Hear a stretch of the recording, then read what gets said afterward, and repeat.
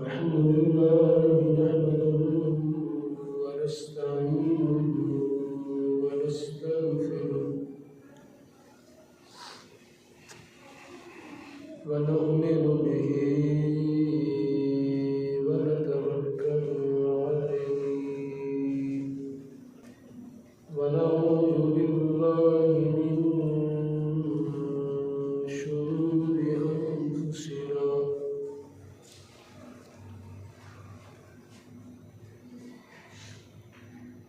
व मिन सय्यिआति अमालिना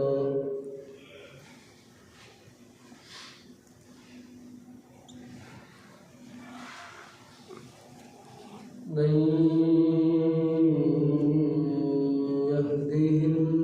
यहदिहिल्लाहु फला मुदिल्ल लहु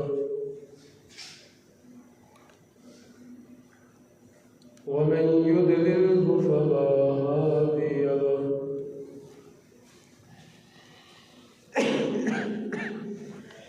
व नशहदु अन ला इलाहा इल्लल्लाहु वहदहु ला शरीक लहु व नशहदु अन ला इलाहा इल्लल्लाहु वहदहु ला शरीक लहु व नशहदु अन्ना मुहम्मदन अब्दुहु व रसूलुहु अम्मा बाद बिस्मिल्लाहिर्रहमानिर्रहीम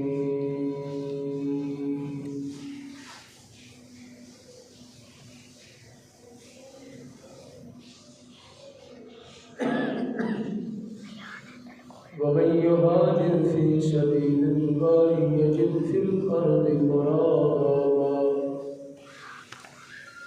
मुरागामन कसीरन वसआ वमन यखरुज मिन बैतिही मुहाजिरन इलल्लाहि व रसूलिहि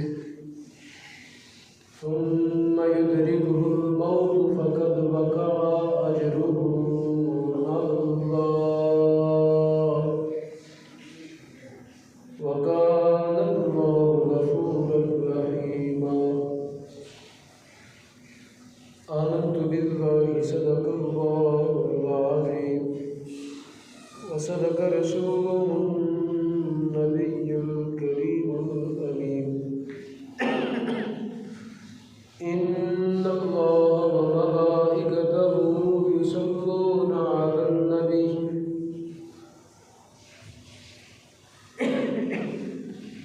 या अय्युहल्लज़ीना आमनू सल्लू अलैहि व सल्लिमू तस्लीमा दुरूद पाक पढ़े अस्सलातु वस्सलामु अलैका या सय्यदी या रसूलल्लाह व अला आलिका व सहाबिका या सय्यदी या हबीबल्लाह अस्सलातु वस्सलामु अलैका या खातमन नबिय्यीन अस्सलातु वस्सलामु अलैका या रहमतल लिल आलमीन।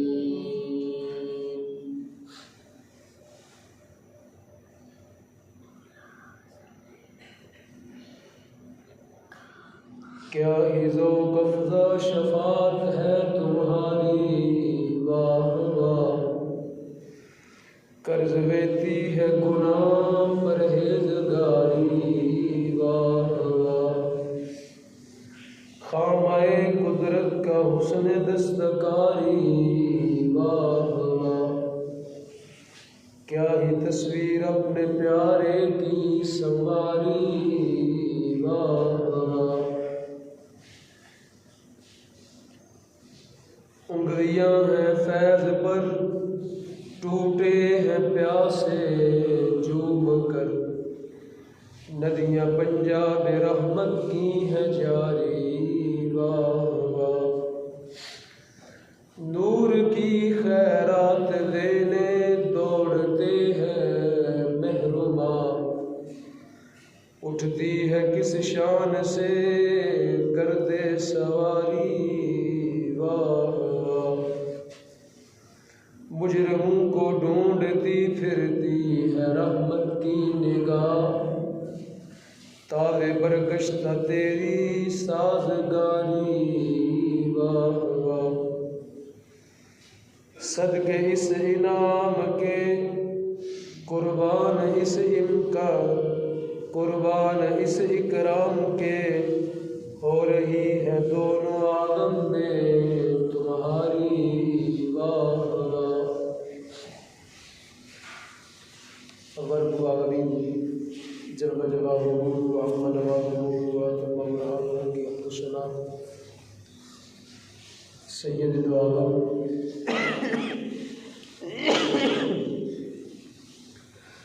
सैयद कौम मकाम शफी मुज़निबा हुज़ूर ताजदार हर दो ज़मां सल्लल्लाहु तआला अलैहि वसल्लम की बरकत से अल्लाह पाक ने फिर नमाज जुमा की सआदतमंदी नसीब फरमाई। बेहद व हिसाब शुक्र है उस ज़ात का। दुआ वो रब्बुल आलमीन हमारी आज की नमाज जुमा की हाज़िरी को अपनी बारगाह में कबूल फरमाए और इसकी बरकत से रब्बुल आलमीन हमें सगायर व कबायर की माफ़ी अता फरमाए। पिछले जुमात मुबारक को आपके सामने दाता अली हजवेरी गंज बख्श फैज़ आलम मज़हर नूर हुदा नाकिसार पीर कामिल कामिला रारा नुमा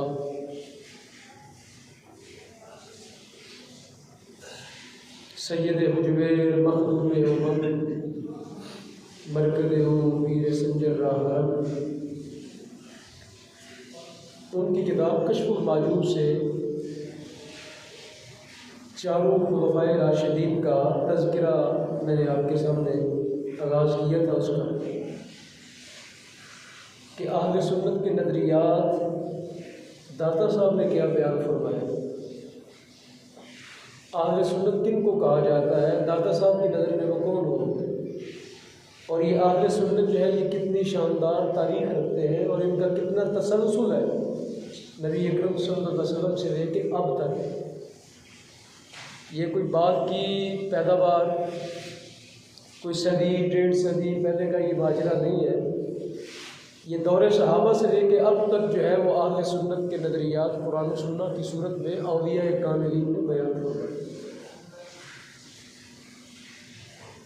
हज़रत अमीरुल मोमिनीन खलीफतुल मुस्लिमीन खलीफा अव्वल बिला फसल हज़रत सैयदना व मौलाना सिद्दीक़ अकबर रज़ियल्लाहु ताला अन्हु, उनका तज़किरा मुबारक आपके सामने किया था। उसी से आगे बात का आगाज़ करते हैं।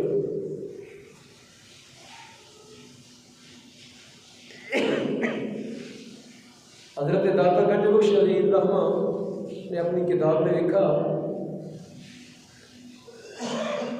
कि हज़रत सैयदना उमर फ़ारूक रज़ियल्लाहु ताला अन्हु मुराद नबूवत, उनका ज़िक्र खैर जो है वो आखिर में सुनाया था और बाद में बात ख़त्म की थी।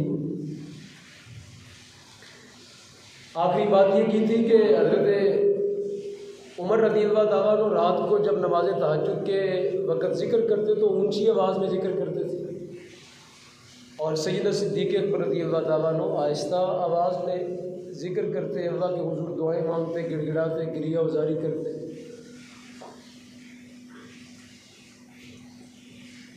तो दोनों का जो है वो दाता साहब ने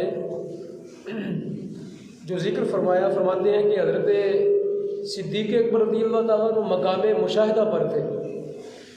एक मकाम है जो अल्लाह रब्बुल आलमीन की अनायात से अपने बंदों को दिया जाता है, मकाम मुशाहिदा, जिनके लिए अल्लाह पाक अपने हिजाब हटा देता है, पर्दे हट जाते हैं, वो यहाँ बैठे उनको दूर तक नज़र आ जाता है।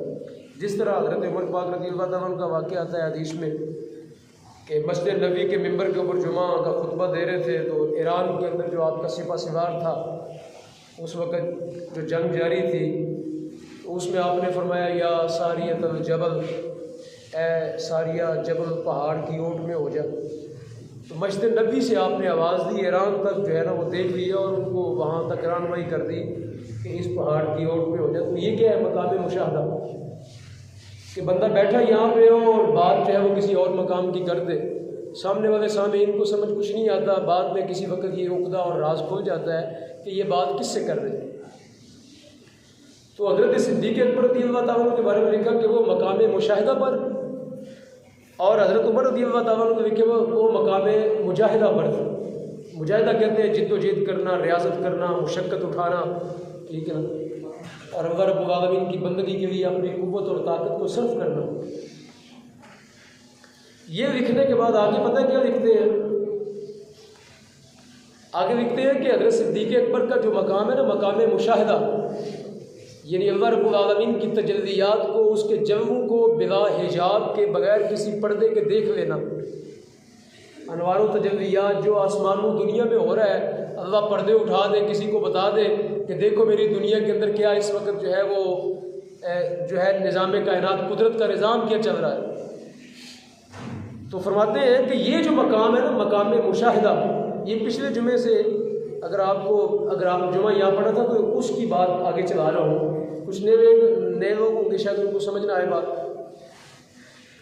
तो आप फरमाते हैं जो मकाम मुशाहिदा होता है, इसके सामने जो मुजाहिदा होता है उसकी मिसाल यूँ समझो जिस तरह समंदर के सामने एक कतरा, जिस तरह समंदर के सामने क्या है एक, यानी कि वो बताना क्या चाहते हैं कि सैयदना सिद्दीक़ अकबर का मकाम जो है वो यूँ है समंदरों की तरह, और हज़रत उमर पाक रज़ियल्लाहु ताला अन्हु के मकामात में कमी कोई नहीं है, उनके मकाम भी वरा है जो हमारी सोचों से परे परे है, ठीक है। लेकिन फरमाते हैं सिद्दीक़ अकबर के मकाम के साथ अगर उनका मुवाजना किया जाए तो वो यूँ समझ लो जिस तरह समंदर के सामने एक कतरा होता है। और सैयदना सिद्दीक़ अकबर का मकाम जो है वो किसी नबी के साथ जो है उसका मुकाबला ही नहीं हो सकता। नबी का मकाम किसी के साथ मुवाजना हो ही नहीं सकती, क्योंकि नबी की ज़ात जो है उसके मकाम तक किसी आम बंदे की रसाई नहीं हो सकती। उसके मकाम का मुवाजना ही कोई नहीं है कि कोई कहे कि बंदा इनके मकाम के साथ इसका मुवाजना कर लूँ, तो मुवाजने वाली शक्ल ही कोई नहीं है। लेकिन सहाबाए किराम के जो मकामात हैं उनके बारे में दादा साहब फरमाते हैं कि हज़रत उमर पाक का मकाम यूँ समझो जिस तरह एक कतरा होता है, और सिद्दीक़ अकबर का मकाम यूँ समझो जिस तरह क्या होता है एक समंदर होता है। तो अब मैं जो बात आपसे करना चाहता हूँ वो ये है कि दाता साहब को यही समझ आया कि अहले सुन्नत व जमात का नज़रिया ये है कि कायनात में नबियों के बाद जो सबसे अफजल तरीन बंदा है वो कौन है। आप बोले आपको समझ आइए तो कौन है वो, ये किसका नज़रिया है, ये है अहले सुन्नत का और कुरान और सुन्ना का। ये नज़रिया है कुरान का दिया हुआ, ये नज़रिया है किसका, सुन्नत मुस्तफ़ा का दिया हुआ। ये नज़रिया है औलिया कामिलीन का, ये नज़रिया है उलमाए किराम का, उलमाए रब्बानियीन का, कुतुबों का, गौसों का, वलियों का, पूरी उम्मत के जो पाक और सुथरे लोग हैं उनका नज़रिया ये है कि सैयदना सिद्दीक़ अकबर के मकाम को कोई बंदा भी नहीं पहुँच सकता, उनका मकाम बरा और बरा। तो शामिल मोहतरम, जब तरबियत यूँ इस तरह औलिया कामिलीन अपने मुरीदों की करते हैं तो बताइए फिर किसी अहले सुन्नत के नज़रिए में गुस्ताखी आ सकती है, यह गुस्ताखी का कोई तसव्वुर पहलू भी निकल सकता है। इसलिए अब मैं जो बात करने लगा, आज से कोई 2, 4, 10 साल पीछे चले जाएं या 15 साल चले जाएं, जो पहले लोग थे उनकी तरबियत उलमा और सूफिया ने की थी मोहब्बत पर। जो अब गुस्ताखियाँ हो रही हैं पहले कभी आपने सुनी थी? जो अब जो कुछ हो रहा है इस फेसबुक आने के बाद, जो कुछ अब आप सुन रहे हैं सहाबाए किराम के बारे में, अहले बैत के बारे में, अंबिया के बारे में, जो अब नौजवानों के नज़रियात हैं, क्या कोई 10 साल पहले ये तसव्वुर कर सकता था? जी, कोई 10 साल पहले इस तरह की बात थी, कभी आपने सुनी होगी? ये है औलिया कामिलीन की तरबियत, और ये है आज के लोगों की, जो आज के स्कॉलर जो कौम की तरबियत कर रहे हैं, ये है उसका मवाजना। दाता साहब से जो बंदा पढ़ने वाला है, दाता साहब के शिगिर्दों से जो बंदा पढ़ने वाला है, दाता साहब के शिगिर्दों से शिगिर्दों के शिगिर्दों से जो बंदा पढ़ने वाला है, उसके नज़रियात में गुस्ताखी नहीं मिलेगी आपको, उसके नज़रियात में कोई आपको छिछोरापन नहीं मिलेगा। उसके नज़रियात में कोई आपको गंदगी और गवाजत नहीं मिलेगी। और जो आज का इल्म है, नापुख्ता इल्म, 2-4 किताबें पढ़ने से जो है वो बंदा कुछ कादर बन के और फिर कौम की रहनुमाई करने के ऊपर चल पड़े, तो फिर वो दीन का ढांचा तबाही करेगा। फिर उसके साथ आप तवक्को नहीं बांध सकते कि इसके मानने वाले जो हैं वो अहले मोहब्बत होंगे या अहले अदब होंगे। वो बेअदब हो सकते हैं, हो सकता है इल्म हो उनके पास, लेकिन अदब उनको मुयस्सर नहीं आएगा। अदब किसी, मैंने बुजुर्गों का एक कौल पढ़ा है, किताबें पढ़ने से बंदा इंसान नहीं बनता, किताबें पढ़ने से नहीं बंदा किसी के पास बंदे से बैठने के साथ इंसान बनता, तरबियत के साथ इंसान बनता है। किताब पढ़ने से बंदा आलिम हो जाता है, लेकिन जो तरबियत है ना वो इंसान को इंसान बनाती है। वो उसमें आदाब पैदा होते हैं, उसमें जो है जब वो उस तरबियत के मरहले से गुजर के जाता है तो फिर उसके अंदर उसको इंसानों के साथ ट्रीट करने का, इंसानों के साथ बर्ताव करने का, रवैये इंसानों वाले अपनाने के उसके अंदर अंदाज और अतवार पैदा होते हैं। किताबें पढ़ने से बंदा आलिम हो जाता है, किताबें पढ़ने से बंदा बाअदब नहीं होता। इसलिए आज किताबें इतनी हैं। आज बैग बच्चों के देखे ना, जो मैट्रिक तक जाता है बच्चा, वो इतनी किताबें तो पढ़ चुका होता है यार। जो मैट्रिक तक बच्चा जाता है वो इतनी किताबें पढ़ के नहीं मैट्रिक के पास पेपर करता, लेकिन उसके नज़रियात और एक पुराना बंदा जिसने किताबें नहीं पढ़ी, बुजुर्ग उम्र का बंदा, उन दोनों का लेवल एक नहीं होगा अदब का। अच्छा, आगे क्या फरमाते हैं हज़रत दाता गंज बख्श फरमाते हैं हज़रत उमर के बारे में, फरमाते हैं नबी अलैहिस्सलाम का वो हदीस नहीं आपने पढ़ी, सरकार ने फरमाया हल अंत इल्ला हसनतुम मिन हसनात अबू बकर, हल अंत इल्ला हसनतुम मिन हसनात अबी बकर।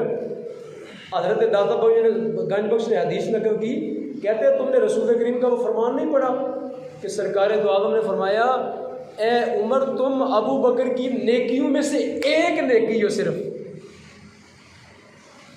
ए अबू बकर तुम ए उमर फारूक तुम अबू बकर की नेकियों में से कितनी नेकी हो? मास एक नेकी हो बस।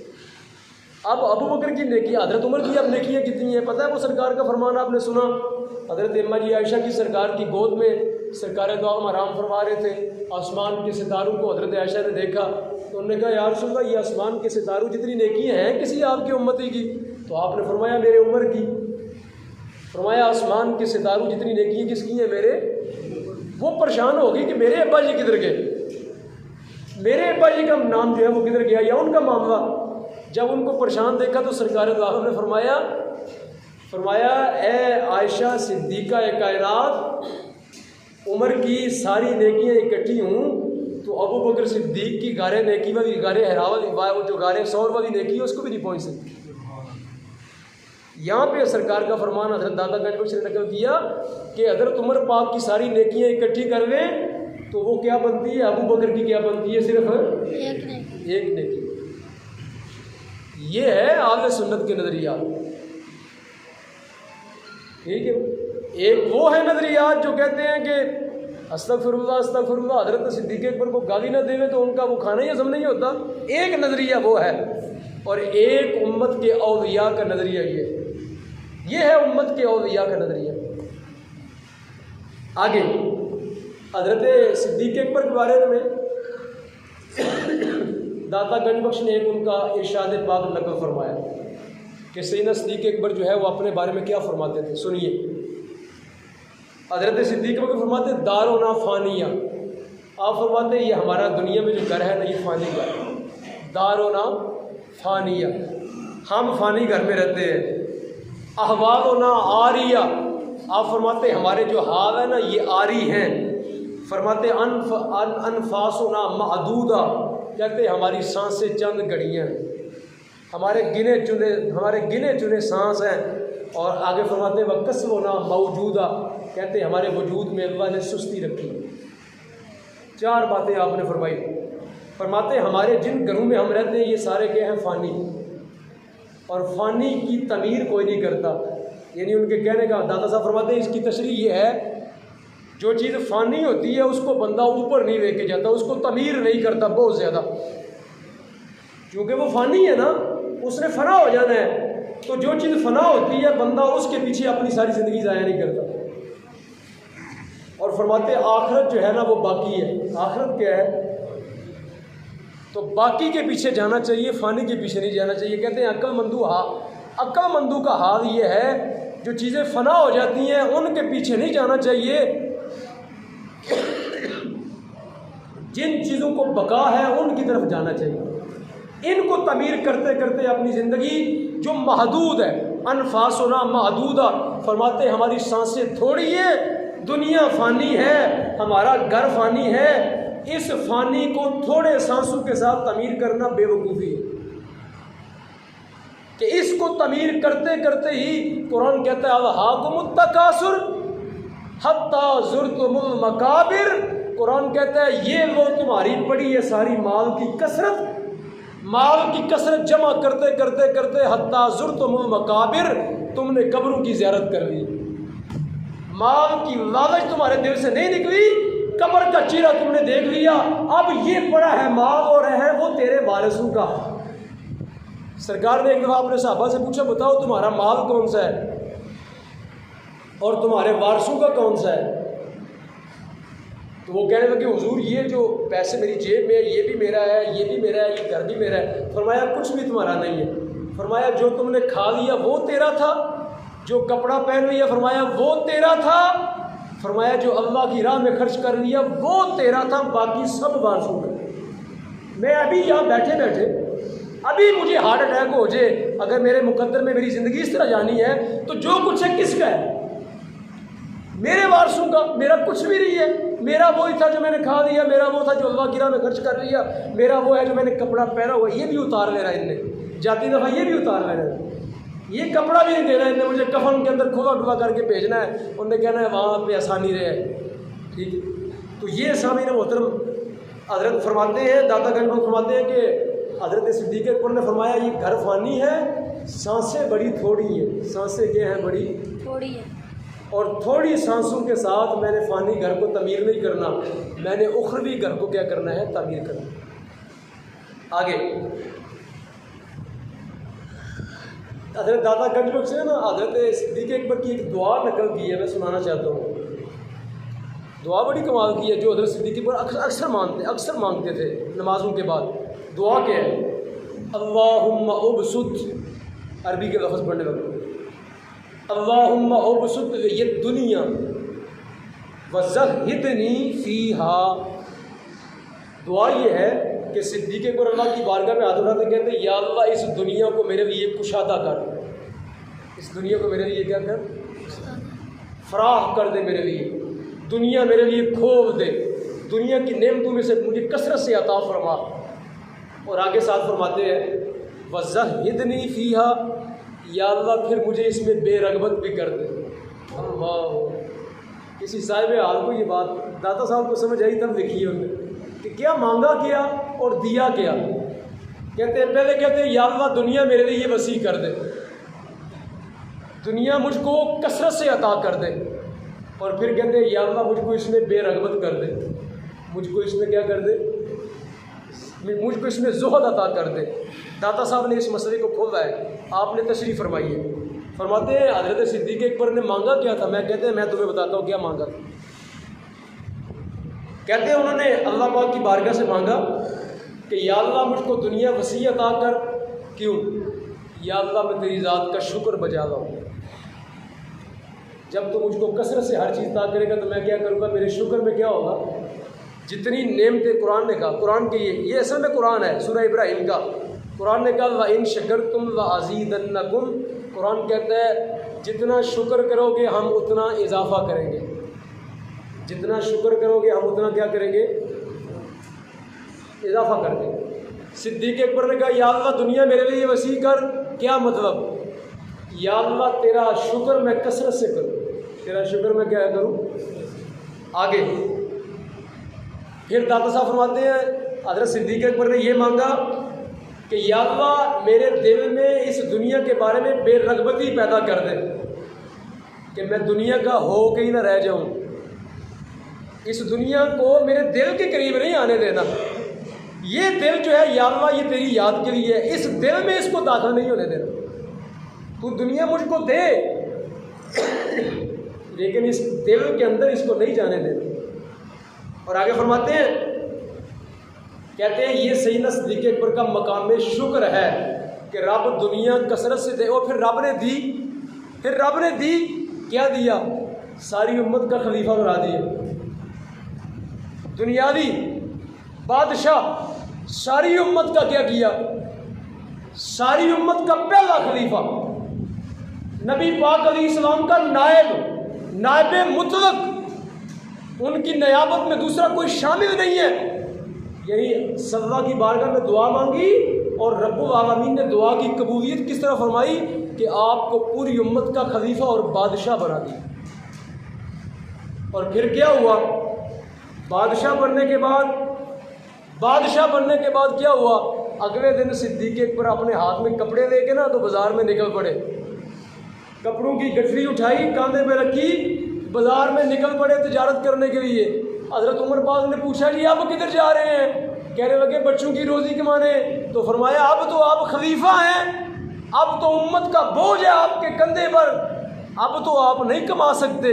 अगर तजारत करेंगे तो फिर खिलाफत की जिम्मेदारियाँ कौन पूरी करेगा? तो आपने फरमाया फिर मेरे बच्चों का गुजारा कैसे होगा? फरमाया बच्चों का गुजारा इतना होगा, फरमाया जितना मज़दूर को मिलता है ना, मज़दूर मज़दूरी देता है, इतना बैतुल माल से आपका खर्चा लगेगा। इतना बैतुल माल से क्या लगेगा आपका? रब ने खिलाफत दी, दुआ कबूल हो गई। अल्लाह ने ज़ुहद किस तरह दिया? फरमाया खलीफा वक़्त होते हुए भी, पूरी उम्मत का खलीफा वक़्त होते हुए भी खर्चा कितना मिलेगा? मज़दूर के बराबर खर्चा कितना मिलेगा? जो एक मदीना का मज़दूर कमाता था उतना आपका खर्चा मिलेगा, रोज़ाना उतना खर्चा मिलेगा आपको जितना एक मज़दूर कमाता था। दूसरी दुआ भी कबूल हो गई, या अल्लाह दुनिया भी वसी कर दे, या अल्लाह इसमें मुझे क्या कर दे? बेरगबत भी कर दे, ज़ुहद भी अता कर दे। ये है दुआ की कबूलियत। मकाम शुक्र भी हो गया और साथ साथ क्या हो गया? मकाम सब्र भी हो गया। मकाम क्या हो गया?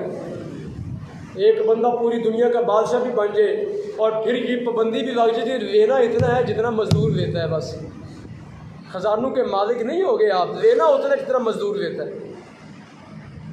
तो हज़रत सिद्दीक़ अकबर ने यानी क्या मतलब? मकाम शुक्र भी हो गया, मकाम सब्र भी हो गया और अगला क्या हो गया? मकाम फ़क्र भी हो गया। क्या हो गया? मकाम और फ़क्र भी कौन सा? इख्तियारी। फ़क्र भी कौन सा? खुद इख्तियार किया। एक होता है ना जो बाहर मांगने वाला है, वो भी फ़कीर है लेकिन वो मजबूर फ़कीर है। वो क्या है? एक है जिसके टेबल के ऊपर कायनात की हर नेमत पड़ी हो और वो कहे मैंने इतना लेना जितना मज़दूर लेता है इससे, बस। ये क्या है? मकाम फ़क्र। और फ़क्र भी कौन सा? इख्तियारी। अपनी मर्ज़ी से पसंद किया फ़कीर रहना, अपनी मर्ज़ी से क्या किया? पसंद रहना, फ़कीर रहना। आगे जो बात लिखी है हज़रत दाता गंज बख्श ने आगे जो बात लिखी है वो सुनने वाली है। सैयदना सिद्दीक़ अकबर जब खलीफा बने ना, तो खलीफा बनने के साथ ही आपने मिंबर के ऊपर एक खुतबा दिया। वो खुतबा सुनना चाहिए आपको और आज के हुक्मरानों को ये खुतबा पढ़ना चाहिए। कहते हैं ना कि हम इस्लामी जमहूरिया पाकिस्तान के जो है वो हाकिम हैं, उनको पढ़ना चाहिए कि खिलाफत जो नबूवत वाली है, जो मिनहाज अला नबूवत पर खिलाफत है, उसका अमीर खुतबा क्या दे रहा है। ज़रा सुनिए, खुतबा सुनिए। आपने फरमाया अल्लाह, जब अमीर बने ना तो मिंबर के ऊपर खड़े हुए और खड़े होने के साथ खुतबा दिया सैयदना सिद्दीक़। क्या खुतबा है ये सुनिए। फरमाते हैं वल्लाह, फरमाते हैं अल्लाह की इज़्ज़त की कसम, अल्लाह की इज़्ज़त की कसम। कहते हैं मा कुन्तु हरीसन, कहते हैं मैंने कभी लालच नहीं की। मा कुन्तु हरीसन अल अमारते, मैंने इस अमीरुल मोमिनीन बनने की कभी लालच अपने दिल में पैदा नहीं की। मैंने कभी तमन्ना नहीं की या अल्लाह मुझको मुसलमानों का हाकिम बना दे। आज तो वोट ही खरीद लेते हो। आज तो एक एक वोट 5-5 हज़ार का बिकता है ना। बाद में फिर जो है वो उनने पैसे पूरे करने होते हैं और फिर बाद में डीसी लगते हैं खरीद के, डीपीओ भी खरीद के आता है, थाने भी बिकते हैं, कचहरियाँ बिकती हैं, चौकियाँ बिकती हैं। एमपी जो है वो हर में से भुत्ता वसूल करता है, एमएनए भुत्ता वसूल करता है। क्यों? इसलिए कि वोट खरीद के जनाब अमीर बने होते हैं ना, वोट खरीद के कौमी असम्बली के मेंबर, सूबाई असम्बली के मेंबर, सेनेट बनने के लिए बोरी पैसे देने पड़ते हैं, एक बोरी पैसे देने पड़ते हैं, तब बंदा जाके सेनेटर बनता है। हज़रत सिद्दीक़ अकबर कहते हैं इस्लाम का उसूल ये है, फरमाते हैं अल्लाह की इज़्ज़त की कसम मैंने कभी भी मुसलमानों पर अमीर बनने वाली तमन्ना अपने दिल में कभी इसकी लालच भी पैदा नहीं हुई।